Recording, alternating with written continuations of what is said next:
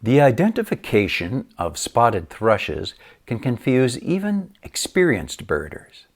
Their subtle differences in appearance can make their identification tricky. But hermit thrushes have some unique behaviors and calls to go along with their plumage that give them away. And the good news is that once you learn the identification of the widespread hermit thrush, other thrushes will be easier to learn. Welcome. My name is Greg, and I've been watching birds for over 50 years.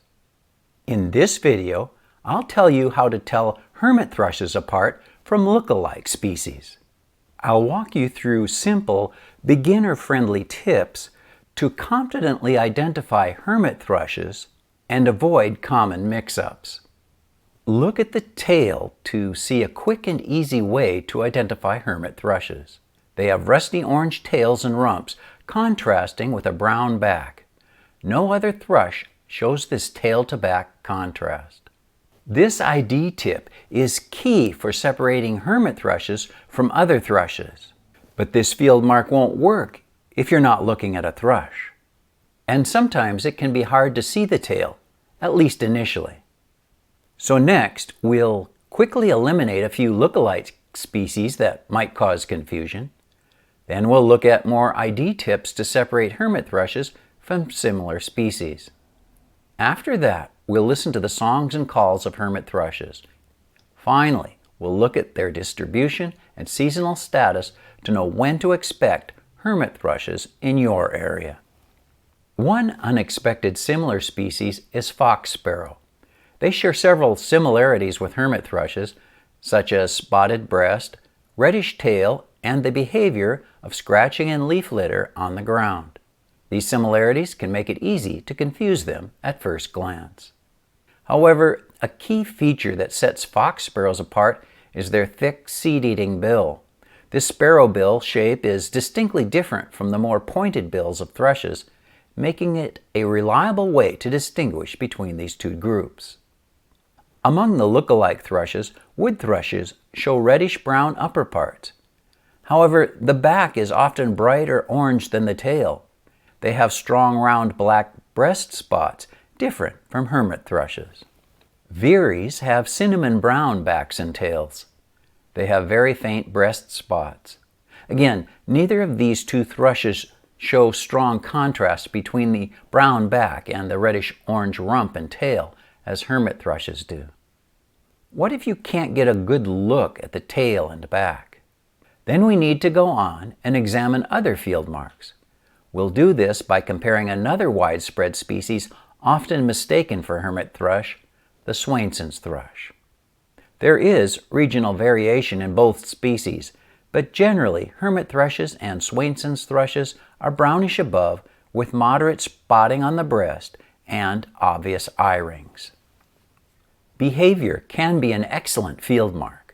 Hermit thrushes habitually flick their wings and tail. This rapid, nervous twitch is unique to hermit thrushes and is not performed by other thrushes. Field guides suggest looking for spectacles in the facial pattern of Swainson's thrushes. However, sometimes hermit thrushes look like they have spectacles. So don't rely too much on this detail. Instead, focus on the color and thickness of the eye rings. Swainson's thrushes have wide, buff-colored eye rings in a warm golden cream shade that blends into the entire face. In contrast, hermit thrushes have narrow, white eye rings that stand out boldly on the face.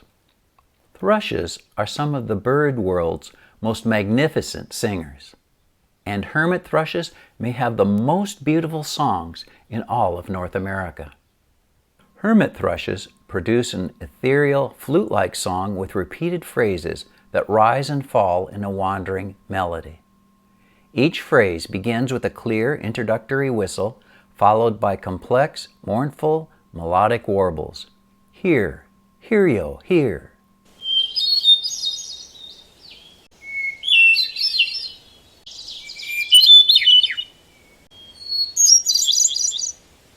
The Cornell Lab's All About Birds website renders this song as, "Oh, holy, holy, ah, purity, purity, sweetly, sweetly."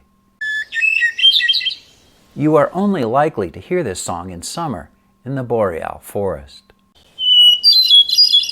However, they give distinctive calls all year. Their call is chup, or a doubled chup chup, resembling a blackbird.